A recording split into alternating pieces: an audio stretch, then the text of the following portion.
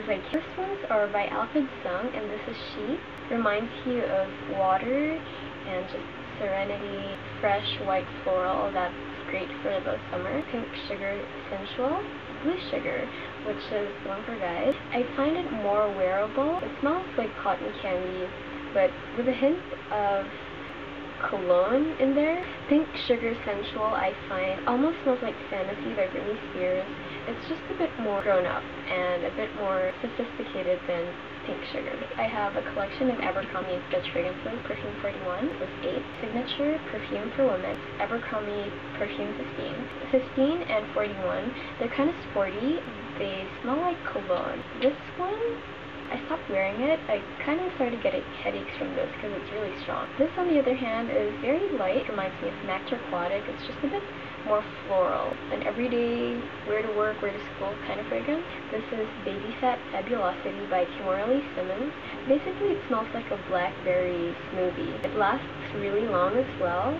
So this is the regular Omnia. This is Omnia Amethyste. Amethyste is what purple smells like. It reminds you just like a really chilly breeze. It's kind of weird, but it's really good and it lasts really long. Omnia, spicy and creamy. This mainly has like red tea and a hint of floral. It's another really spicy fragrance, and it's floral. It smells too rich. It smells too classy for me to wear every day. I saved this for, you know, more dressed-up occasions. This is Burberry Brit. This is the Eau de Parfum. It's vanilla, lime, almond. I prefer the EDP over the EDP because this is too citrusy for my taste, and it wears off really fast. But this one is really one of my favorites. It lasts the whole day. It reminds me of Versace blue jeans. These are from Bath & Body Works. This is Sensual Amber, and this is Twilight Wood. I tend to go for fruity smells, and it has caramel and praline, brownie with oranges. It's bitter when you first spray it, but just let it warm up. Twilight Woods is very sweet. It's very creamy. It doesn't smell woody at all. Betsey Johnson. It's discontinued. It's a really strong musky fragrance. It has a base of vanilla and pralines, I guess. It reminds me of Sensual Amber. This is CACHAREL Anais. This is just a pure white floral. I don't generally like florals. It reminds me of like a bridal sort of fragrance. I went for the newer CACHAREL scent, Amor. This is fruity. It's a bit musty. It reminds me of car air freshener. If you know those little pine trees. It kind of smells like a berry kind of fruit. Musty, like an old kind of smell, like an old car.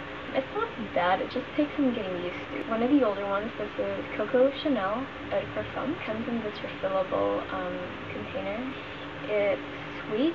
It tends to get kind of heady. It just morphs into like this whole floral bouquet with sweetness thrown, like vanilla thrown into it. Maybe for the nighttime. Chanel No. 5 Eau Premier. It's the more modernized version of the Chanel No. 5. I actually like the original Chanel No. 5, both in the Eau de Toilette and the Eau de Parfum, but no one else around me does. I only usually wear it to bed, so when I wake up I'm just surrounded by this beautiful smell. Like I've gone past the aldehydes. It tends to smell like lemon pledge. Like most perfumes, you really have to give it some time to warm up. It's just a nice, powdery, soft, elegant fragrance. This is Allure Sensuelle Eau de Parfum. They also have the Eau de Toilette, but I tend to go for the Eau de Parfum. If you notice, most of their perfumes have this like dry quality, and I think it's that patchouli that gives it that earthiness. The initial stages are kind of hard to appreciate at first. It's kind of sour because it has citrus, but again, just wait for it. It's amazing. Chanel Chance. This is the Eau de Toilette Eau de Parfum. The Eau de Toilette is just a bit fresher. So if you know what Coco Mademoiselle smells like, it has that dry, kind of fresh, almost masculine kind of feel. The dry down will remind you of really, really chilly air. They're just such happy fragrances. I wear them day or night, casual or you're dressed up. You really do get what you pay for. Just try it. This is Coco Mademoiselle. There's a reason why it's so popular. It's just delicious and anyone can pull it off. This Chapard Wish. This is the Eau de Parfum. It's an oriental vanilla. It's better suited for The Evening. This one is surprisingly strong. We describe it other than it's oriental. It's not spicy, but it's a deep kind of vanilla. Carolina Herrera, this is Chic. It's a floral, and it's not the kind of white floral. It's very light. Unfortunately, this to me smells kind of generic. Calvin Klein. This is CK NTU. Some sort of citrus, safe, casual. Lasting power is moderate. I mean, it's nothing to write home about. This is Your Addict Eau de Parfum. This has mandarin leaf, rose, vanilla. It's a very dark kind of vanilla. This smells kind of unusual. It's almost synthetic in a way. Mildly addictive. You envision dark chocolate and cream mixed with bourbon and vanilla. Although I don't think this has bourbon, but okay, no, it has tonka bean and sandalwood. Sandalwood is what gives it that earthy. No, it's not earthy. It's not like dirt or anything. It's very unusual. You have to give this a smell. This is J'adore, a fresh, sparkling, fruity floral. It's sparkling. That's the only way I can describe this. Monsieur Chérie Eau de Parfum. Basically strawberries, caramel, and popcorn. It's a very girly fragrance. I wouldn't say it's womanly. It's just very girly and playful. I really get the popcorn note from this. It's almost salty. This is Monsieur Chérie Low, and it smells nothing like the original Monsieur Chérie. Very similar to Chanel Chance Eau Fresh. A very green, fresh fragrance. Almost like baby cologne, but more citrusy, very airy and very light. It's actually a bit powdery. It lasts really long. This is Hypnotic Poison by Christian Dior. This smells exactly like they say it smells like root beer and Play-Doh. It's very fizzy at first, like an almond paste. It's just so unusual that you can't help smelling it. And I did get a backup. Probably the most famous perfume out there. That's, well, aside from Dolce & Gabbana Light Blue, this is the most famous perfume, I guess. It just smells like lemons and frozen apples. Donna Karan Be Delicious Eau de Parfum. A lot of people say they smell apples, but I don't really smell apples in this. Like floral and musk. Just a hint of that tart Granny Smith apple. One of my rarer perfumes. This is the original Donna Karan fragrance. This is just Donna Karan the Eau de Parfum. Basically, this smells like man's aftershave.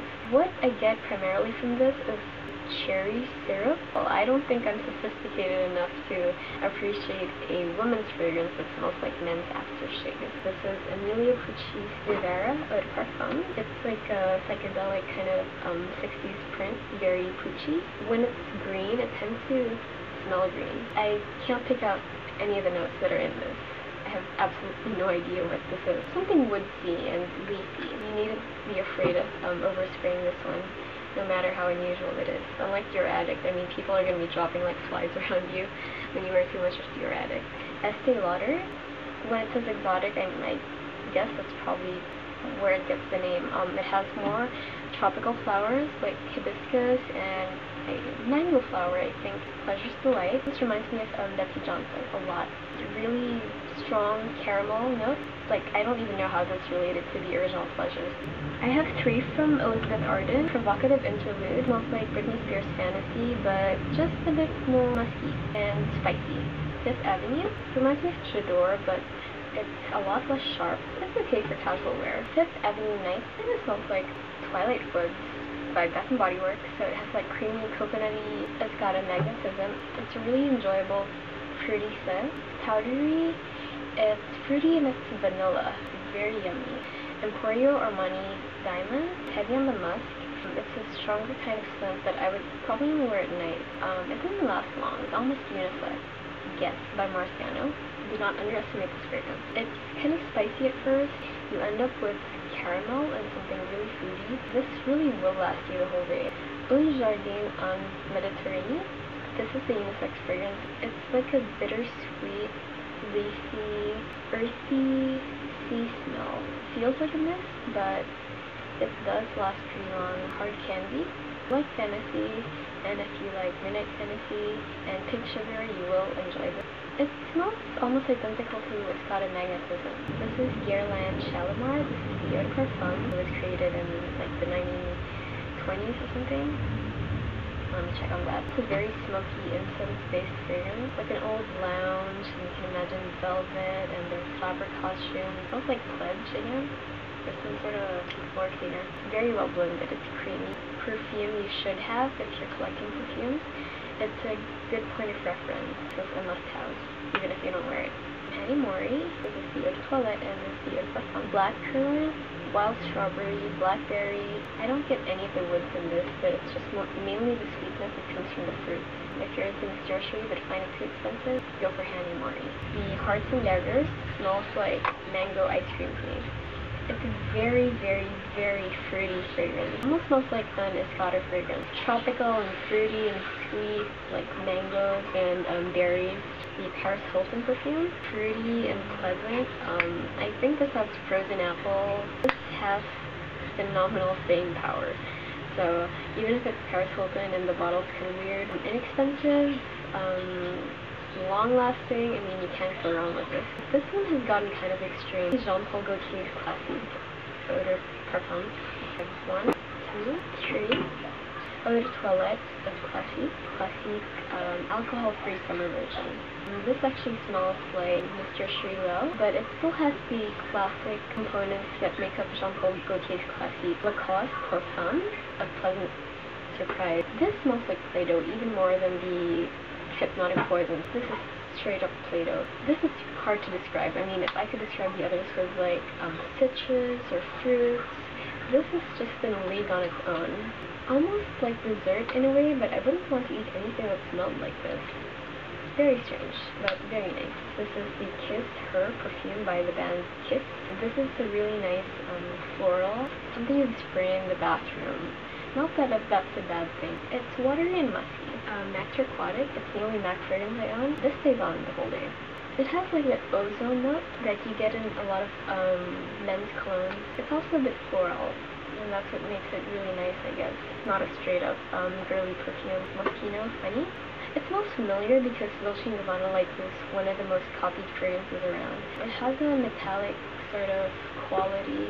It's a very, very tart kind of citrus. I prefer I Love Love by Moschino over Funny. Oscar de la Renta's Oscar Fresh Vanilla. Reminds me of Jean Paul Gaultier's Classique. Very salty kind of vanilla. It's also a bit ambery. Extremely difficult to come by, and it's extremely expensive, so I'm saving up the dribble of liquid that I have in here. Alchemy by Rothschild. This has got to be one of the best perfumes I've ever smelled, and obviously I've smelled a lot.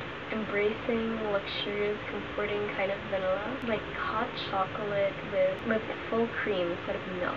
A vanilla bean in it. This has got to be one of the best perfumes around, and they discontinued it. I'm just saving it up. I mean, I don't know when I can come across a bottle I can afford again. Smells so good. Cinema by YSL. Yves Saint Laurent. This is the Eau de Parfum. All my perfumes have that in common, I think. Citrus, and then morphs into vanilla. This is a smokier kind of vanilla, but this has spice in it. Cardamom or clove. It's not like the Shalimar, which is like an incense kind of smoke. This is a spice. It's Parisienne, rose and grapefruit, and blackcurrant, basically. Heavier on the rose than the blackcurrant or the grapefruit. It's a very wearable kind of rose. It's also a transparent, like candied rose, if you know what I mean, in comparison to Stella by Stella McCartney. Now this is a deep, dark, wet rose. This would be like a translucent, sparkly rose, and this would be like the more serious, older sister. This is Chergui. Tobacco and hay and honey, almost mossy and smoky. You can really smell the individual components, but they're well blended. It's nice to see or smell like how they interact with your own skin chemistry, because how it smells on me won't necessarily smell the same on someone else. It's an adventure, like, when it comes to fragrances, and that's probably why I have a lot.